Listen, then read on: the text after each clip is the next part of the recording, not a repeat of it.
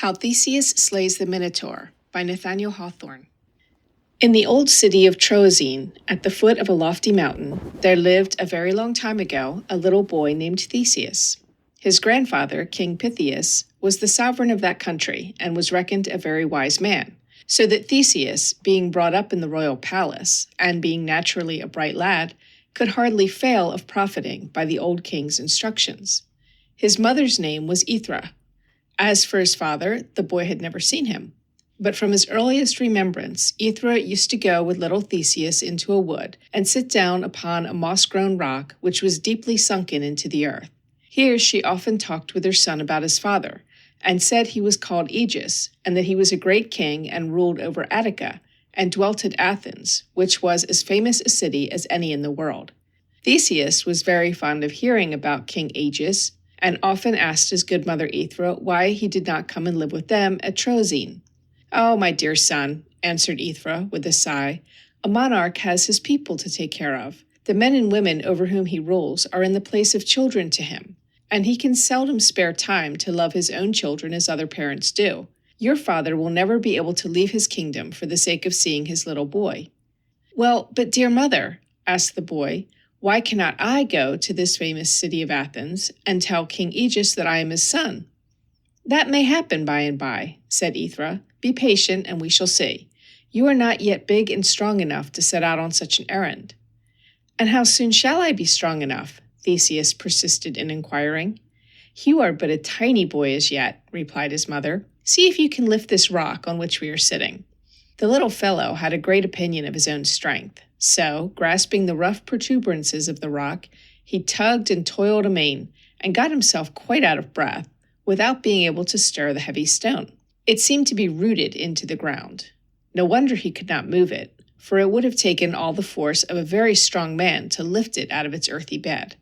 His mother stood looking on, with a sad kind of a smile on her lips and in her eyes, to see the zealous yet puny efforts of her little boy. She could not help being sorrowful at finding him already so impatient to begin his adventures in the world. "You see how it is, my dear Theseus," said she. "You must possess far more strength than now before I can trust you to go to Athens and tell King Aegis that you are his son. But when you can lift this rock and show me what is hidden beneath it, I promise you my permission to depart." Often and often after this did Theseus ask his mother whether it was yet time for him to go to Athens. And still his mother pointed to the rock and told him that for years to come he could not be strong enough to move it. And again the rosy-cheeked and curly-headed boy would tug and strain at the huge mass of stone, striving, child as he was, to do what a giant could hardly have done without taking both of his great hands to the task. Meanwhile the rock seemed to be sinking farther and farther into the ground. The moss grew over it thicker and thicker, until at last it looked almost like a soft green seat, with only a few gray knobs of granite peeping out.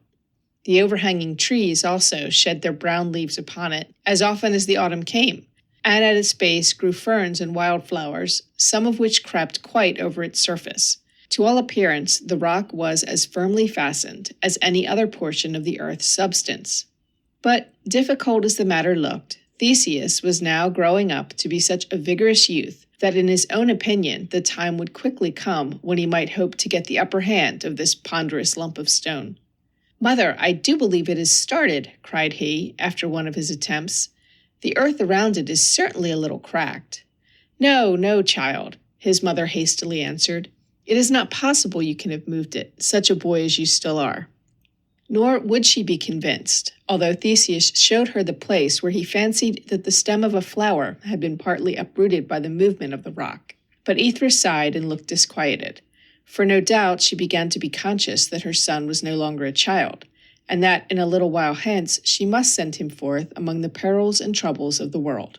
It was not more than a year afterwards, when they were again sitting on the moss-covered stone.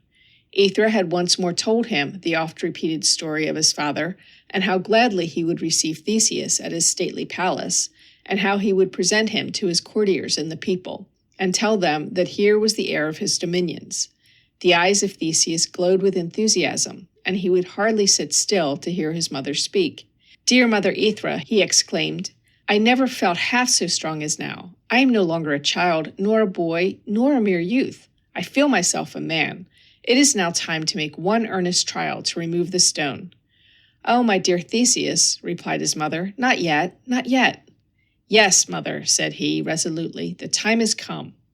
Then Theseus bent himself in good earnest to the task, and strained every sinew with manly strength and resolution. He put his whole brave heart into the effort. He wrestled with the big and sluggish stone, as if it had been a living enemy. He heaved, he lifted, he resolved now to succeed, or else to perish there, and let the rock be his monument forever. Aethra stood gazing at him and clasped her hands, partly with a mother's pride, and partly with a mother's sorrow. The great rock stirred. Yes, it was raised slowly from the bedded moss and earth, uprooting the shrubs and flowers along with it, and was turned upon its side. Theseus had conquered. While taking breath, he looked joyfully at his mother, and she smiled upon him through her tears. "Yes, Theseus," she said, "the time has come, and you must stay no longer at my side. See what King Aegeus, your royal father, left for you beneath the stone, when he lifted it in his mighty arms and laid it on the spot whence you have now removed it." Theseus looked, and saw that the rock had been placed over another slab of stone containing a cavity within it, so that it somewhat resembled a roughly made chest or coffer, of which the upper mass had served as the lid. Within the cavity lay a sword with a golden hilt and a pair of sandals. "That was your father's sword," said Aethra, "and those were his sandals. When he went to be king of Athens, he bade me treat you as a child until you should prove yourself a man by lifting this heavy stone. That task being accomplished, you are to put on his sandals in order to follow in your father's footsteps, and to gird on his sword, so that you may fight giants and dragons, as King Aegeus did in his youth."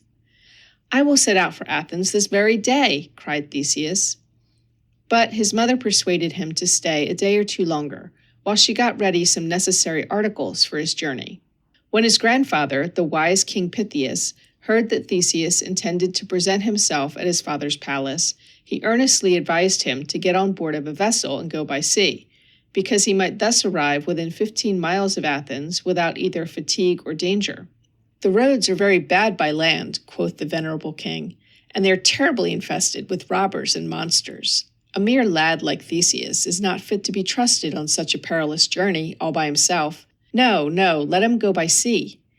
But when Theseus heard of robbers and monsters, he pricked up his ears, and was so much the more eager to take the road along which they were to be met with. On the third day, therefore, he bade a respectful farewell to his grandfather, thanking him for all his kindness, and after affectionately embracing his mother, he set forth, with a good many of her tears glistening on his cheeks, and some, if the truth be told, that had gushed out of his own eyes. But he let the sun and wind dry them, and walked stoutly on, playing with the golden hilt of his sword, and taking very manly strides in his father's sandals. I cannot stop to tell you hardly of any of the adventures that befell Theseus on the road to Athens. It is enough to say that he quite cleared that part of the country of the robbers about whom King Pythias had been so much alarmed. One of these bad people was named Procrustes, and he was indeed a terrible fellow, and had an ugly way of making fun of the poor travelers who happened to fall into his clutches. In his cavern he had a bed, on which, with great pretense of hospitality, he invited his guests to lie down. But if they happened to be shorter than the bed, this wicked villain stretched them out by main force, or if they were too tall, he lopped off their heads or feet, and laughed at what he had done as an excellent joke. Thus, however weary a man might be, he never liked to lie in the bed of Procrustes. Another of these robbers, named Sinis, must likewise have been a very great scoundrel. He was in the habit of flinging his victims off a high cliff into the sea, and in order to give him exactly his deserts, Theseus tossed him off the very same place. But, if you will believe me, the sea would not pollute itself by receiving such a bad person into its bosom. Neither would the earth, having once got rid of him, consent to take him back, so that between the cliff and the sea, Sinis stuck fast in the air, which was forced to bear the burden of his naughtiness. After these memorable deeds, Theseus heard of an enormous sow, which ran wild and was the terror of all the farmers round about. And as he did not consider himself above doing any good thing that came in his way, he killed this monstrous creature, and gave the carcass to the poor people for bacon. The great sow had been an awful beast while ramping about the woods and fields, but was a pleasant object enough when cut up into joints and smoking on I don't know how many dinner tables. Thus, by the time he reached his journey's end, Theseus had done many valiant feats with his father's golden-hilted sword, and had gained the renown of being one of the bravest young men of the day. His fame traveled faster than he did, and reached Athens before him. As he entered the city, he heard the inhabitants talking at the street corners, and saying that Hercules was brave, and Jason too, and Castor and Pollux likewise, but that Theseus, the son of their own king, would turn out as great a hero as the best of them.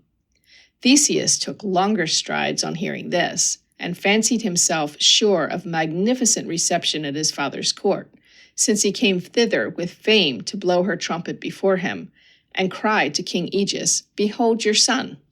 He little suspected, innocent youth that he was, that here, in this very Athens where his father reigned, a greater danger awaited him than any which he had encountered on the road. Yet this was the truth. You must understand that the father of Theseus, though not very old in years, was almost worn out with the cares of government, and had thus grown aged before his time. His nephews, not expecting him to live a very great while, intended to get all the power of the kingdom into their own hands. But when they heard that Theseus had arrived in Athens, and learned what a gallant young man he was, they saw that he would not be at all the kind of person to let them steal away his father's crown and scepter, which ought to be his own by right of inheritance. Thus, these bad-hearted nephews of King Aegeus, who were the own cousins of Theseus, at once became his enemies. A still more dangerous enemy was Medea, the wicked enchantress, for she was now the king's wife, and wanted to give the kingdom to her son Metis, instead of letting it be given to the son of Aethra, whom she hated. It so happened that the king's nephews met Theseus, and found out who he was, just as he reached the entrance of the royal palace. With all their evil designs against him, they pretended to be their cousin's best friends, and expressed great joy at making his acquaintance. They proposed to him that he should come into the king's presence as a stranger, in order to try whether Aegeus would discover in the young man's features any likeness either to himself or his mother Aethra, and thus recognize him for a son. Theseus consented, for he fancied that his father would know him in a moment by the love that was in his heart. But while he waited at the door, the nephews ran and told King Aegeus that a young man had arrived in Athens, who, to their certain knowledge, intended to put him to death and get possession of his royal crown. "And he is now waiting for admission to your majesty's presence," added they. "Aha," said the old king on hearing this, "why, he must be a very wicked young fellow indeed. Pray, what would you advise me to do with him?" In reply to this question, the wicked Medea put in her word. As I have already told you, she was a famous enchantress. According to some stories, she was in the habit of boiling old people in a large cauldron, under the pretense of making them young again. But King Aegeus, I suppose, did not fancy such an uncomfortable way of growing young, or perhaps was contented to be old, and therefore would never let himself be popped into the cauldron. If there were time to spare for more important matters, I should be glad to tell you of Medea's fiery chariot, drawn by winged dragons, in which the enchantress used often to take an airing among the clouds. This chariot, in fact, was the vehicle that first brought her to Athens, where she had done nothing but mischief ever since her arrival. But these and many other wonders must be left untold, and it is enough to say that Medea, amongst 1,000 other bad things, knew how to prepare a poison that was instantly fatal to whomsoever might so much as touch it with his lips. So when the king asked what he should do with Theseus, this naughty woman had an answer ready at her tongue's end. "Leave that to me, please, your majesty," she replied. "Only admit this evil-minded young man to your presence, treat him civilly, and invite him to drink a goblet of wine. Your majesty is well aware that I sometimes amuse myself with distilling very powerful medicines. Here is one of them in this small phial. As to what it is made of, that is one of my secrets of state. Do but let me put a single drop into the goblet and let the young man taste it, and I shall answer for it, he shall quite lay aside the bad designs with which he comes hither." As she said this, Medea smiled, but for all her smiling face, she meant nothing less than to poison the poor innocent Theseus before his father's eyes. And King Aegeus, like most other kings, thought any punishment mild enough for a person who was accused of plotting against his life. He therefore made little or no objection to Medea's scheme, and as soon as the poisonous wine was ready, gave orders that the young stranger should be admitted into his presence. The goblet was set on a table beside the king's throne, and a fly, meant to just sip a little from the brim, immediately tumbled into it, dead. Observing this, Medea looked round at the nephews and smiled again. When Theseus was ushered into the royal apartment, the only object that he seemed to behold was the white-bearded old king. There he sat on his magnificent throne, a dazzling crown on his head and a scepter in his hand. His aspect was stately and majestic, although his years and infirmities weighed heavily upon him, as if each year were a lump of lead, and each infirmity a ponderous stone, and all were bundled up together and laid upon his weary shoulders. The tears of both joy and sorrow sprang into the young man's eyes, for he thought how sad it was to see his dear father so infirm, and how sweet it would be to support him with his own youthful strength, and to cheer him up with the alacrity of his loving spirit. When a son takes his father into his warm heart, it renews the old man's youth in a better way than by the heat of Medea's magic cauldron. And this was what Theseus resolved to do. He could scarcely wait to see whether King Aegis would recognize him, so eager was he to throw himself into his arms. Advancing to the foot of the throne, he attempted to make a little speech, which he had been thinking about, as he came up the stairs. But he was almost choked by a great many tender feelings that gushed out of his heart and swelled into his throat, all struggling to find utterance together. And therefore, unless he could have laid his full, overbrimming heart into the king's hand, poor Theseus knew not what to do or say. The cunning Medea observed what was passing in the young man's mind.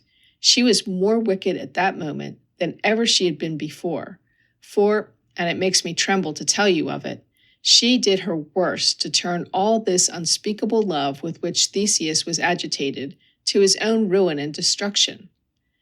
"Does your majesty see his confusion?" she whispered in the king's ear. "He is so conscious of guilt that he trembles and cannot speak. The wretch lives too long. Quick, offer him the wine." Now King Aegis had been gazing earnestly at the young stranger as he drew near the throne. There was something, he knew not what, either in his white brow or in the fine expression of his mouth, or in his beautiful and tender eyes, that made him indistinctly feel as if he had seen this youth before. As if, indeed, he had trotted him on his knee when a baby, and had beheld him growing to be a stalwart man while he himself grew old.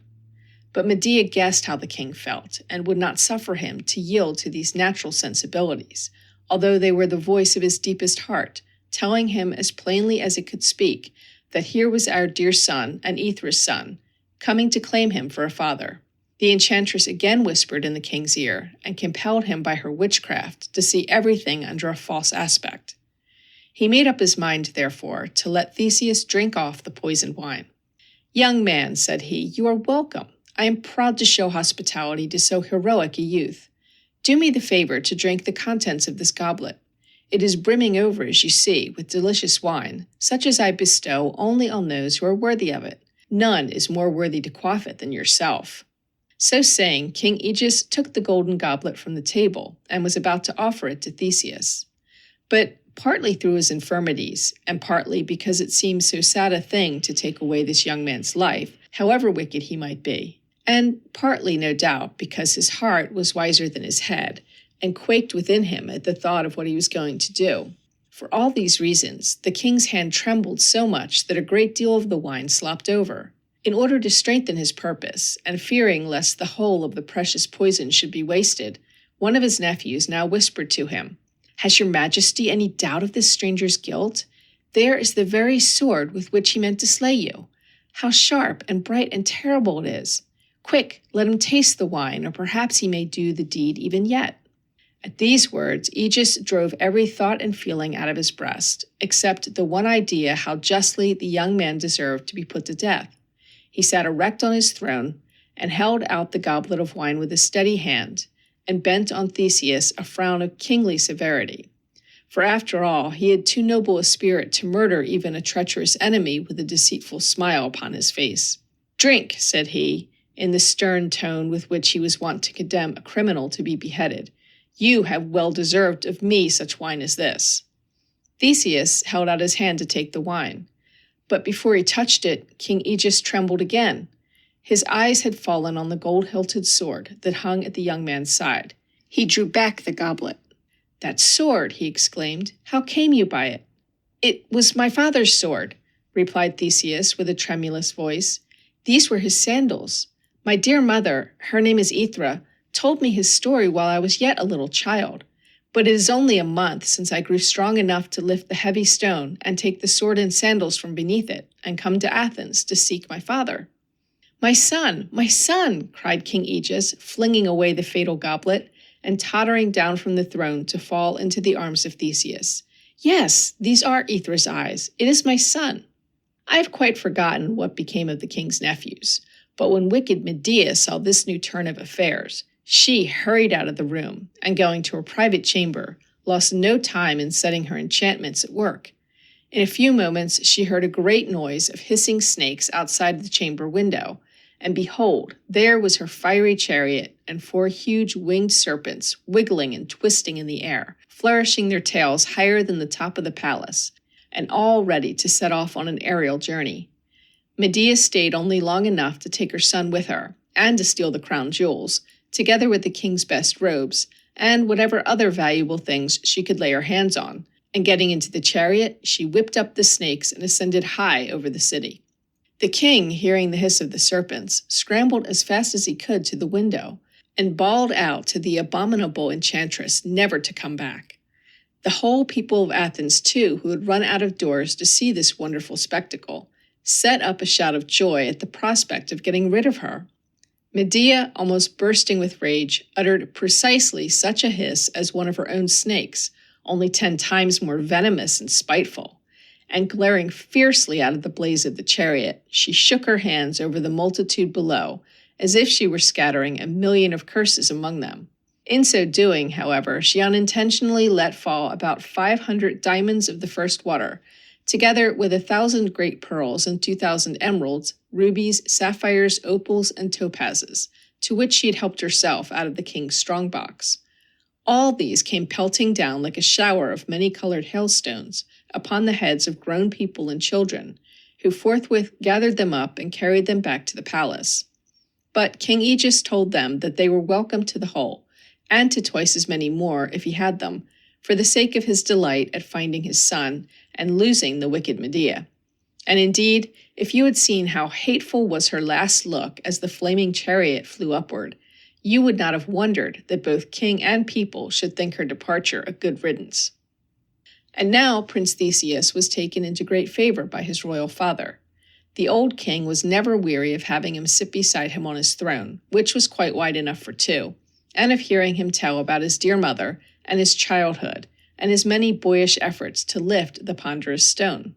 Theseus, however, was much too brave and active a young man to be willing to spend all his time in relating things which had already happened. His ambition was to perform other and more heroic deeds, which should be better worth telling in prose and verse. Nor had he been long in Athens before he caught and chained a terrible mad bull and made a public show of him, greatly to the wonder and admiration of good King Aegeus and his subjects. But pretty soon he undertook an affair that made all his foregone adventures seem like mere boy's play. The occasion of it was as follows. One morning when Prince Theseus awoke, he fancied that he must have had a very sorrowful dream, and that it was still running in his mind, even now that his eyes were open. For it appeared as if the air was full of a melancholy wail, and when he listened more attentively, he could hear sobs and groans, and screams of woe mingled with deep, quiet sighs, which came from the king's palace, and from the streets, and from the temples, and from every habitation in the city.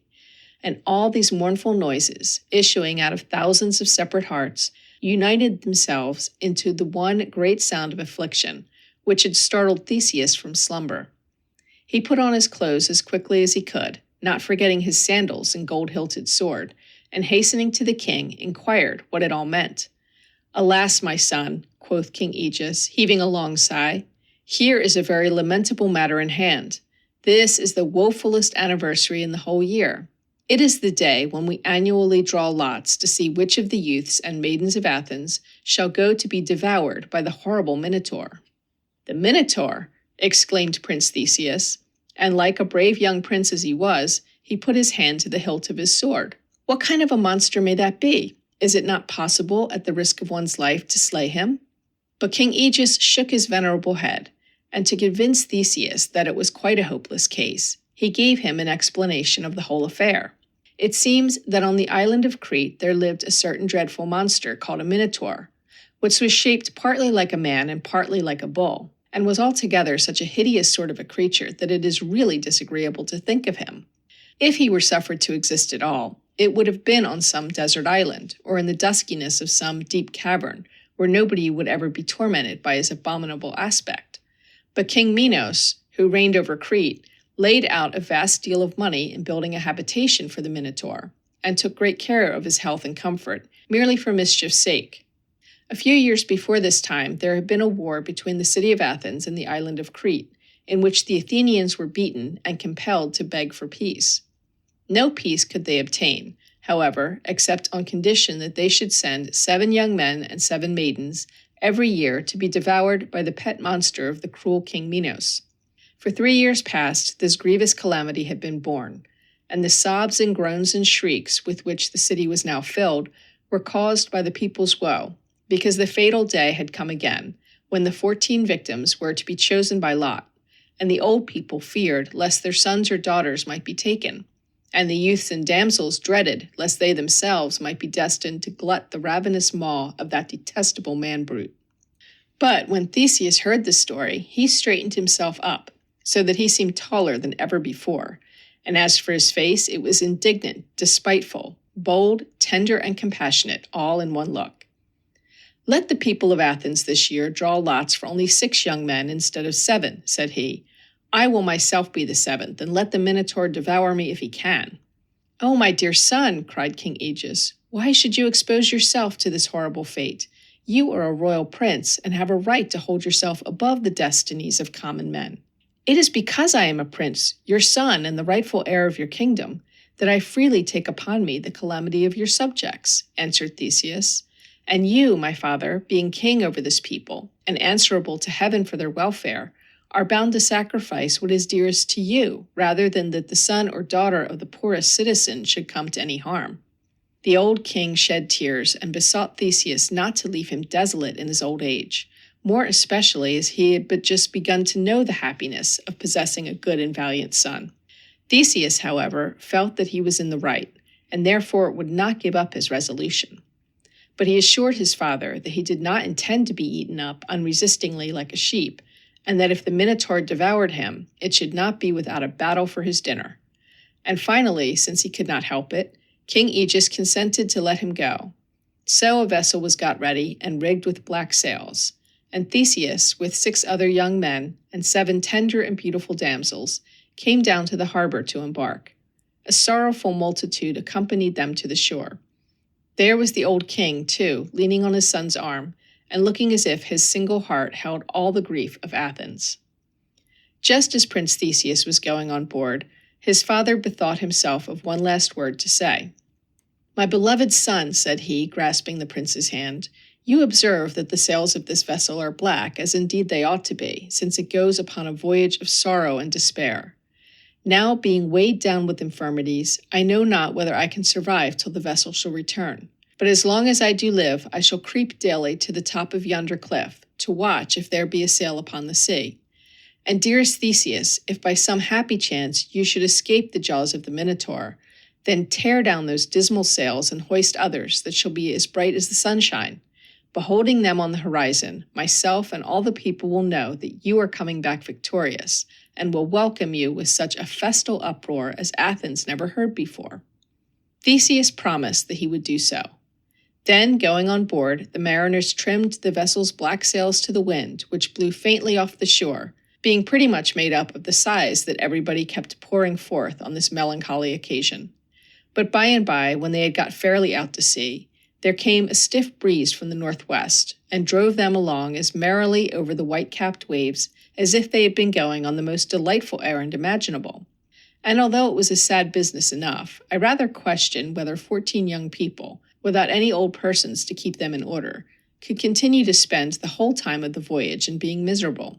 There had been some few dances upon the undulating deck, I suspect, and some hearty bursts of laughter, and other such unseasonable merriment among the victims, before the high blue mountains of Crete began to show themselves among the far-off clouds.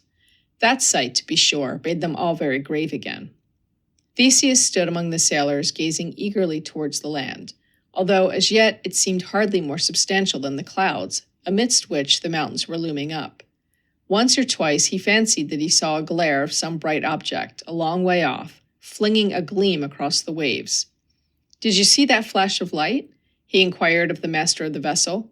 "No, Prince, but I've seen it before," answered the master. "It came from Talus, I suppose."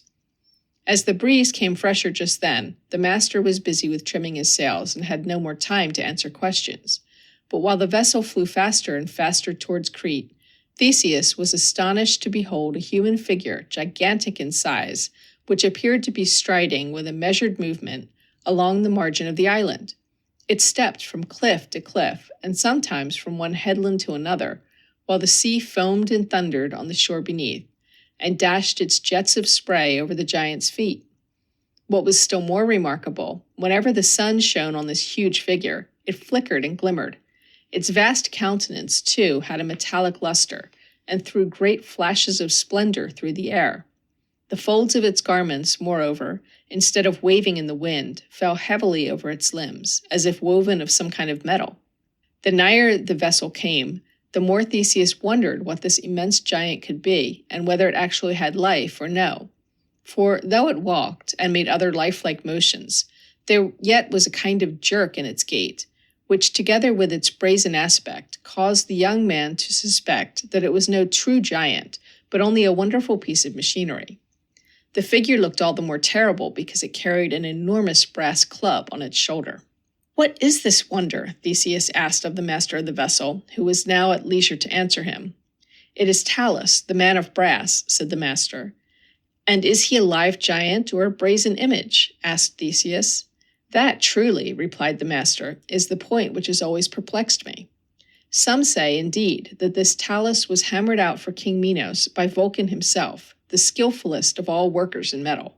But who ever saw a brazen image that had sense enough to walk round an island 3 times a day, as this giant walks round the island of Crete, challenging every vessel that comes nigh to the shore? And on the other hand, what living thing, unless his sinews were made of brass, would not be weary of marching 1,800 miles in the 24 hours, as Talus does, without ever sitting down to rest? He is a puzzler, take him how you will." Still the vessel went bounding onward, and now Theseus could hear the brazen clangor of the giant's footsteps as he trod heavily upon the sea-beaten rocks, some of which were seen to crack and crumble into the foamy waves beneath his weight. As they approached the entrance of the port, the giant straddled clear across it, with a foot firmly placed on each headland, and uplifting his club to such a height that its butt end was hidden in a cloud. He stood in that formidable posture, with the sun gleaming all over his metallic surface.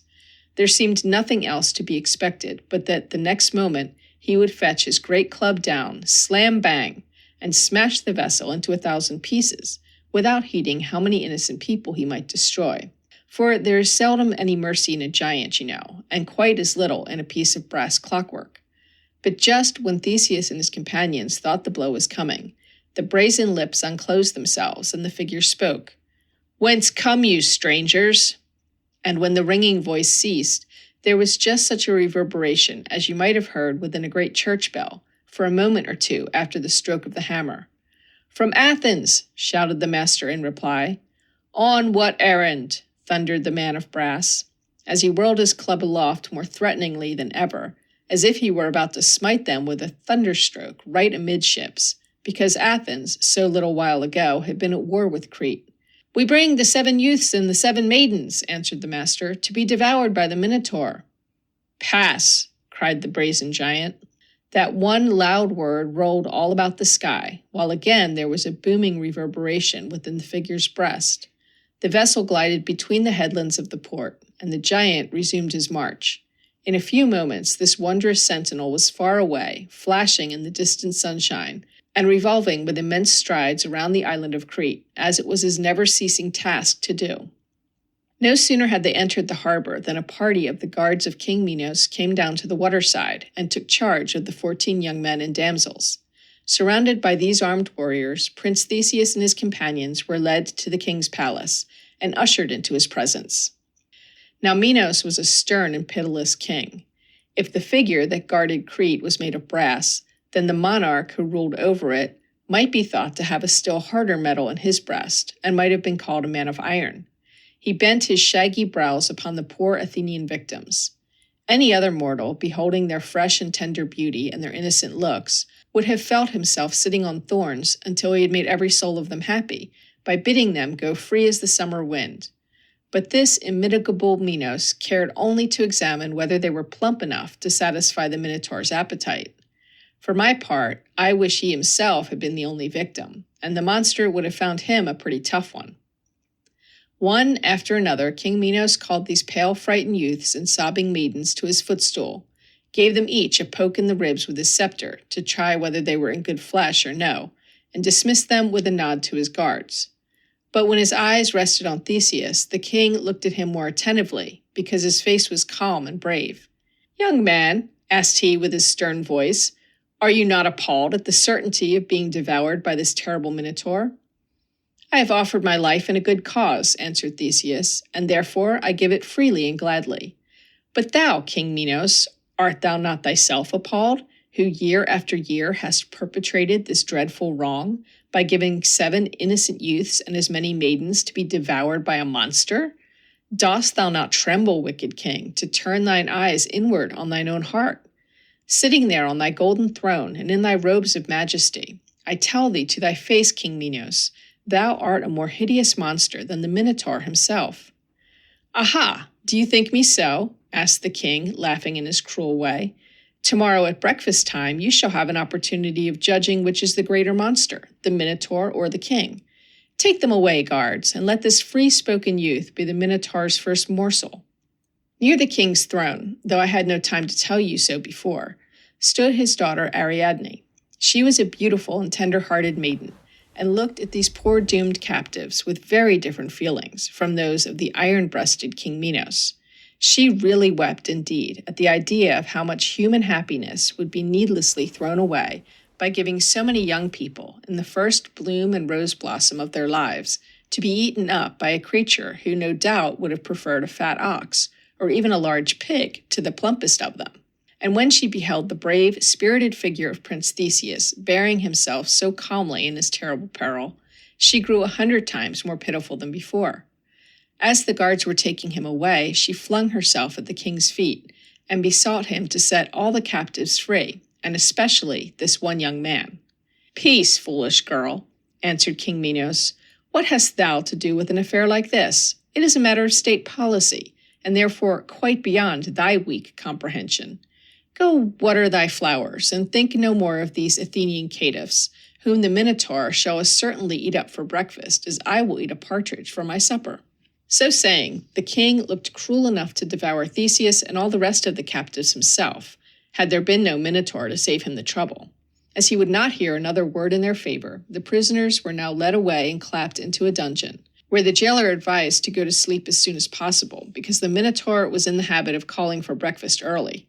The 7 maidens and 6 of the young men soon sobbed themselves to slumber. But Theseus was not like them. He felt conscious that he was wiser and braver and stronger than his companions, and that therefore he had the responsibility of all their lives upon him, and must consider whether there was no way to save them, even in this last extremity. So he kept himself awake, and paced to and fro across the gloomy dungeon in which they were shut up. Just before midnight, the door was softly unbarred, and the gentle Ariadne showed herself with a torch in her hand. "Are you awake, Prince Theseus?" she whispered. "Yes," answered Theseus. "With so little time to live, I do not choose to waste any of it in sleep." "Then follow me," said Ariadne, "and tread softly." What had become of the jailer and the guards, Theseus never knew. But however that might be, Ariadne opened all the doors and led him forth from the darksome prison into the pleasant moonlight. "Theseus," said the maiden, "you can now get on board your vessel and sail away for Athens." "No," answered the young man, "I will never leave Crete unless I can first slay the Minotaur and save my poor companions, and deliver Athens from this cruel tribute." "I knew this would be your resolution," said Ariadne. "Come, then, with me, brave Theseus. Here's your own sword, which the guards deprived you of. You will need it, and pray heaven you may use it well."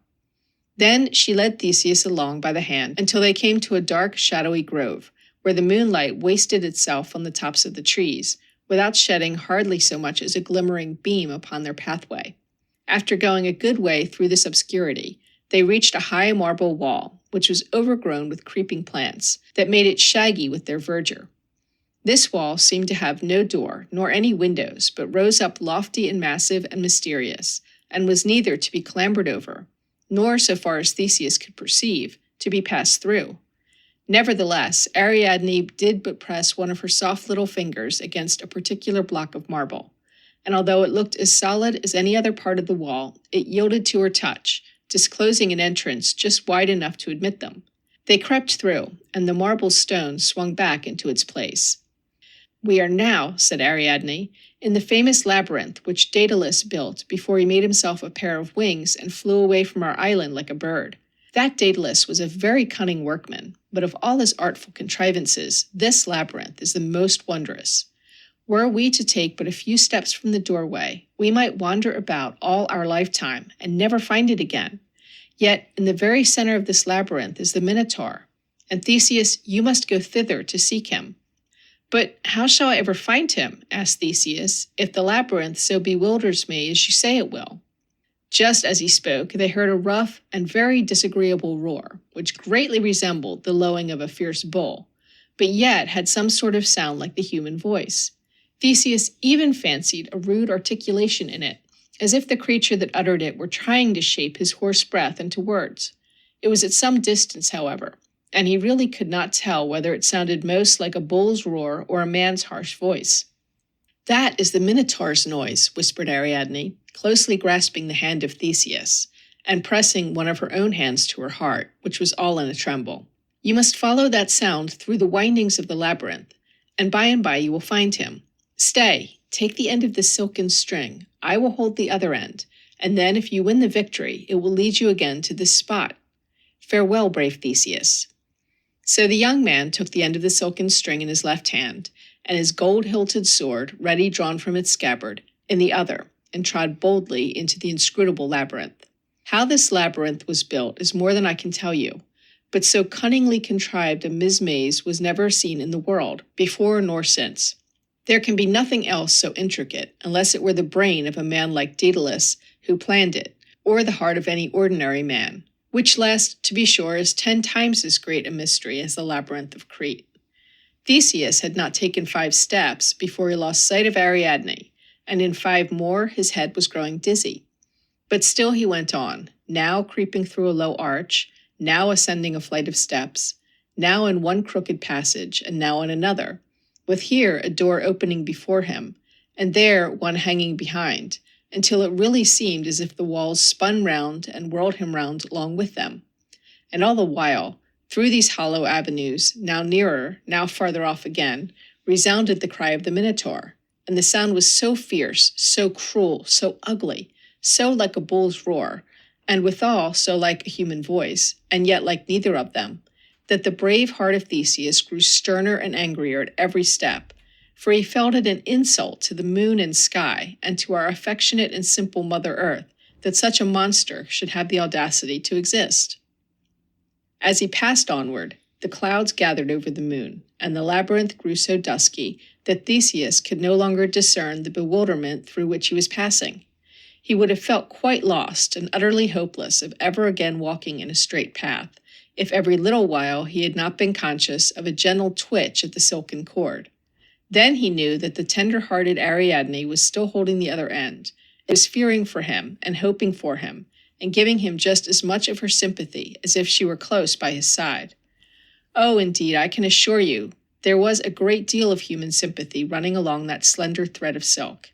But still he followed the dreadful roar of the Minotaur, which now grew louder and louder, and finally so very loud that Theseus fully expected to come close upon him at every new zigzag and wriggle of the path. And at last, in an open space, at the very center of the labyrinth, he did discern the hideous creature.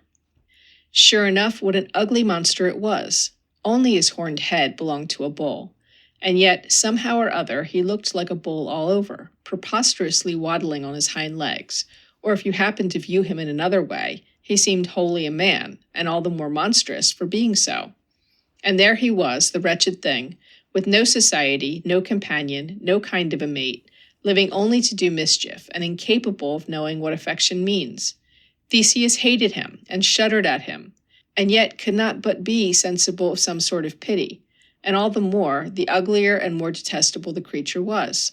For he kept striding to and fro, in a solitary frenzy of rage, continually emitting a hoarse roar, which was oddly mixed up with half-shaped words, and after listening a while, Theseus understood that the Minotaur was saying to himself how miserable he was, and how hungry, and how much he hated everybody, and how he longed to eat up the human race alive.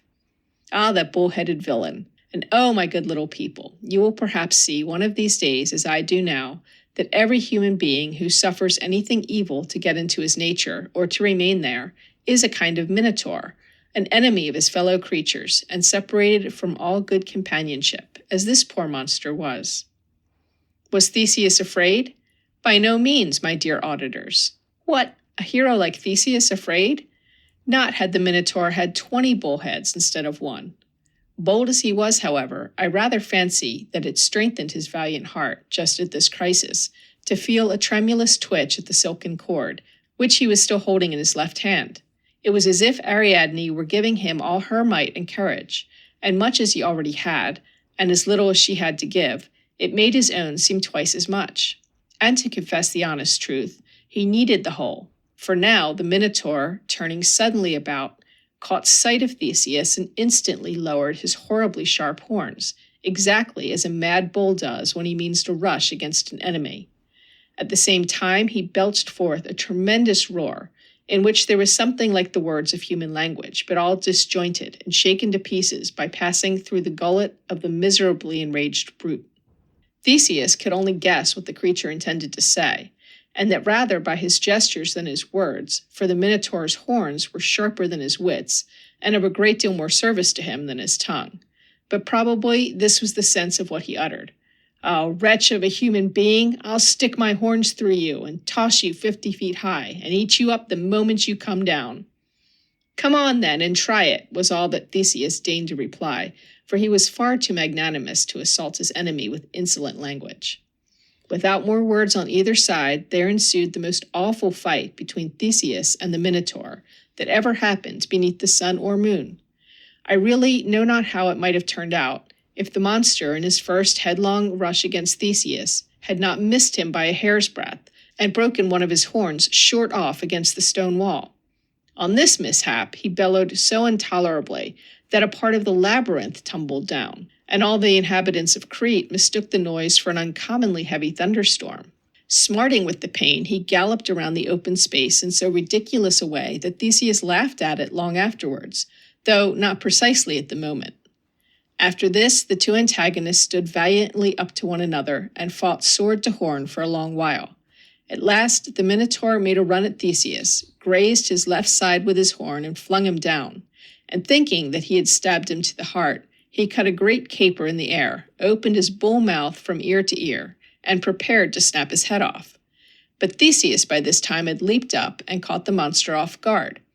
Fetching a sword stroke at him with all his force, he hit him fair upon the neck, and made his bull head skip 6 yards from his human body, which fell down flat upon the ground. So now the battle was ended. Immediately the moon shone out as brightly as if all the troubles of the world and all the wickedness and the ugliness that infest human life were past and gone forever. And Theseus, as he leaned on his sword, taking breath, felt another twitch of the silken cord, for all through the terrible encounter he had held it fast in his left hand. Eager to let Ariadne know of his success, he followed the guidance of the thread and soon found himself at the entrance of the labyrinth. "Thou hast slain the monster," cried Ariadne, clasping her hands. "Thanks to thee, dear Ariadne," answered Theseus, "I return victorious." "Then," said Ariadne, "we must quickly summon thy friends and get them and thyself on board the vessel before dawn. If morning finds thee here, my father will avenge the Minotaur." To make my story short, the poor captives were awakened, and hardly knowing whether it was not a joyful dream, were told of what Theseus had done, and that they must set sail for Athens before daybreak. Hastening down to the vessel, they all clambered on board, except Prince Theseus, who lingered behind them on the strand, holding Ariadne's hand clasped in his own.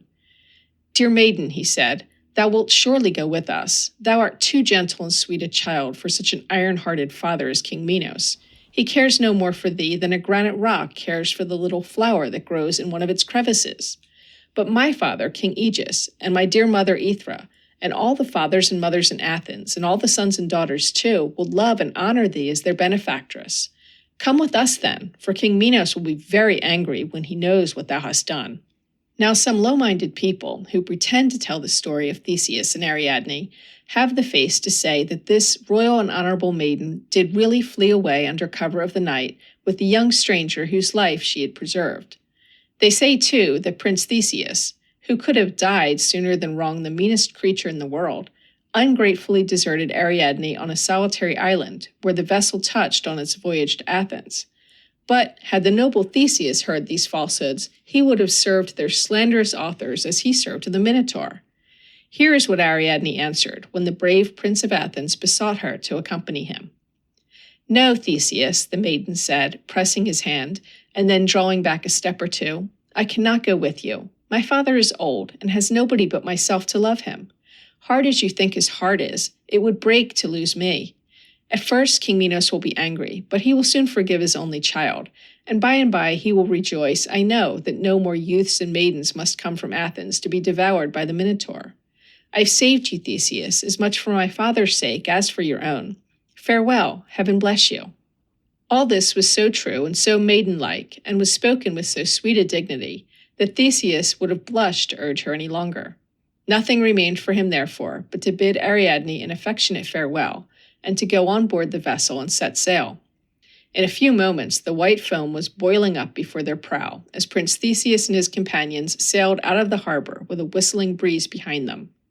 Talus, the brazen giant, on his never-ceasing sentinel's march, happened to be approaching that part of the coast, and they saw him by the glimmering of the moonbeams on his polished surface, while he was yet a great way off. As the figure moved like clockwork, however, and could neither hasten his enormous strides nor retard them, he arrived at the port when they were just beyond the reach of his club. Nevertheless, straddling from headland to headland as his custom was, Talus attempted to strike a blow at the vessel, and overreaching himself, tumbled at full length into the sea, which splashed high over his gigantic shape as when an iceberg turns a somerset. There he lies still, and whoever desires to enrich himself by means of brass had better go thither with a diving bell and fish up Talus. On the homeward voyage, the 14 youths and damsels were in excellent spirits, as you will easily suppose. They spent most of their time in dancing, unless when the sidelong breeze made the deck slope too much. In due season they came within sight of the coast of Attica, which was their native country. But here, I am grieved to tell you, happened a sad misfortune. You will remember what Theseus unfortunately forgot, that his father King Aegeus had enjoined it upon him to hoist sunshiny sails instead of black ones, in case he should overcome the Minotaur and return victorious. In the joy of their success, however, and amidst the sports, dancing, and other merriment with which these young folks wore away the time, they never once thought whether their sails were black, white, or rainbow-colored, and indeed left it entirely to the mariners whether they had any sails at all. Thus the vessel returned like a raven, with the same sable wings that had wafted her away. But poor King Aegeus, day after day, infirm as he was, had clambered to the summit of a cliff that overhung the sea, and there sat watching for Prince Theseus homeward bound. And no sooner did he behold the fatal blackness of the sails than he concluded that his dear son, whom he loved so much and felt so proud of, had been eaten by the Minotaur. He could not bear the thought of living any longer. So, first flinging his crown and scepter into the sea, useless baubles that they were to him now, King Aegeus merely stooped forward and fell headlong over the cliff and was drowned, poor soul, in the waves that foamed at its base. This was melancholy news for Prince Theseus, who, when he stepped ashore, found himself king of all the country, whether he would or no, and such a turn of fortune was enough to make any young man feel very much out of spirits. However, he sent for his dear mother to Athens, and by taking her advice in matters of state, became a very excellent monarch and was greatly beloved by his people. End of How Theseus Slays the Minotaur by Nathaniel Hawthorne.